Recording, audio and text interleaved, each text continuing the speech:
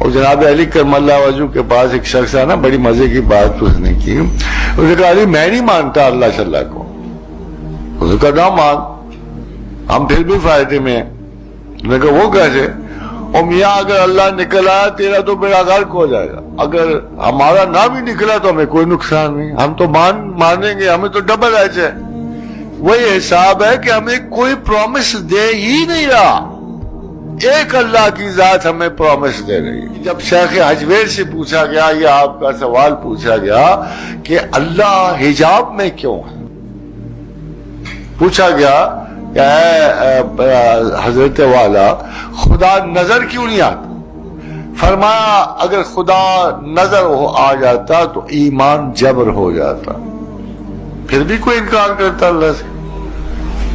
پھر تو کوئی نہیں کر سکتا. فرمایا اگر ایمان اللہ ظاہر ہو جاتا تو ایمان جبر ہو جاتا، پھر آپ کے پاس بچت کی کوئی گنجائش نہیں رہتی. میری تھیسس کی ابتدا یہ تھی کہ if man makes 1,000 mistakes still remains a man. If God makes one mistake he is no more a God. تو اگر قرآن اللہ کا کلام ہے تو اس میں ایک غلطی نکال دو نا، کیا پرابلم ہے تمہیں؟ جان چھڑاؤ اللہ سے، زمین سے، آسمان سے، سائنسدانوں کی جھولیاں کھل جائیں گی، پھر جو مانگو اس سے مانگو. آپ سے ایک غلطی کیوں نہیں نکلتی قرآن کی؟